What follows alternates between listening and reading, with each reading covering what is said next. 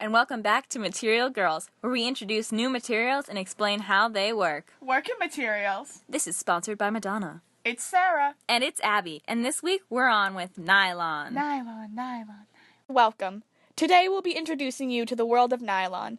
Nylon is a material found in everything from stockings to parachutes. Today we'll be discussing the history, composition, and the impact that nylon has made on our society. Hello. This is a public service announcement. You cannot trust nylon. It makes up everything.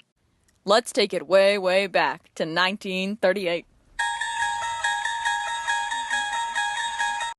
Way back in 1938, nylon entered the public eye and was manufactured by E.I. Dupont and de Nemours and Company. However, in 1906, French chemist L. Bouveau and R. Lequin discovered the adipic acid, a key component of this coveted material. The goal of manufacturing nylon was to create a synthetic fiber that had a high solubility in water and a low melting point. They began by focusing on polyamides. Nylon was first created by pulling a fiber of a polymer based on the aminoethyl ester. However, this was hard to produce, so they kept looking for an easier way to produce large quantities of nylon. They discovered there was two possibilities of mass-producing nylon. The first was polyamide 510, made from pentamethylene diamine and sebacic acid, and the second is polyamide 66, made from hexamethylene diamine and adipic acid, which was readily available from benzene. Nylon was originally used in women's fashion to create ladies' hosiery, hemlines, underwear, socks, fake fur coats, drip-dry suits, and girdles. Nylon was created in order to have a material that was cheap, colorful, easy care, wash and wear, and disposable. However, once World War II broke out, nylon became a crucial material for military production. Products such as parachutes, tire cords, tow ropes, aircraft fuel tanks, flak jackets, shoelaces, mosquito netting, and hammocks were products that all replaced Japanese silk with nylon. Here, you can see a scanning electron microscopic picture of nylon. Wow, look at those fibers! Oh, I see the fibers, Abby. So great. Nylon is made of a group of plastics called polyamides. They are typified amide groups. A polymer is a super long, heavy molecule built up of short, endlessly repeated sections of atoms. These are found in chemical plants from organic chemicals such as coal or petroleum. This leads to how nylon salts are not like the salt in your potato chips that you should be eating right now. They are the result of a condensation reaction between diamines and dibacic acids. However, this is not the only way these salts can form. The opening of a monomer containing both amine and acid groups causes a lactam ring that then forms the nylon salts. These semi-crystalline and tough materials with good thermal and chemical resistance can be compared to the strength of Superman. Nylon is unique in that it forms by reacting two large molecules using moderate heat and pressure in a reaction vessel called an autoclave. Pressure, pushing down on me, pressing down on you, no man has fall, under pressure. That's right, you heard me, autoclave. Fusion results in the giving off of water in a condensation polymerization reaction. Wow, talk about being a gas before it was cool.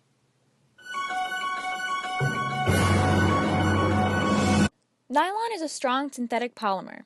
It is able to withstand the weather and the environment around it. Perfect for that Yukon weather, am I right? Oh, Abigail. It is made with monomers that combine to form a long chain through polymerization reaction. However, the water is then removed from the composition because its presence stops the creation of more of the polymer. Nylon's molecules are very flexible, with hydrogen bonds between them. To create nylon as a thread, the polymer is warmed and pulled out to form the strong fibers that are then winded together to create objects such as stockings and parachutes. One of the most crucial pieces of nylon is adipic acid. And 90% of all adipic acid is used to create nylon 66. It is a lightly toxic white crystalline compound. It can be found in everyday objects such as carpeting, automobile tire cord, and clothing. Adipic acid is used to manufacture plasticizers and lubricant components in household items such as beet juice and Jell-O. Wow, Jell-O has a whole new meaning to me. Like mentioned earlier, adipic acid was first discovered in 1906 by Bavolt and Lequin, who oxidized cyclohexanol to create the desired acid. Today, the most common way to manufacture adipic acid is the nitric acid, HNO3, oxidation of cyclohexanol, cyclohexanon, mixture called Ka for ketone alcohol oil. Adipic acid is used commercially and economically. This includes its impact on the environment. Using HNO3 to produce adipic acid has its downsides. Copious amounts of nitrous oxide, N2O, a greenhouse gas, are co-produced and released into the atmosphere. This damages the ozone layer and causes acid rain. Adipic acid is such an interesting product, Sarah. I agree, Abby. Wow, the more you know. Did you know that in late 2014 at the National Shanghai University, it was reported that a process that uses ozone and ultraviolet, UV light, to oxidize Ka oil to adipic acid? This method eliminates the production of N2O, or nitrous oxide, but before the process can be used commercially, problems associated with the formation of organic peroxides from ozone and the difficulty of using UV light on a large scale must be overcome.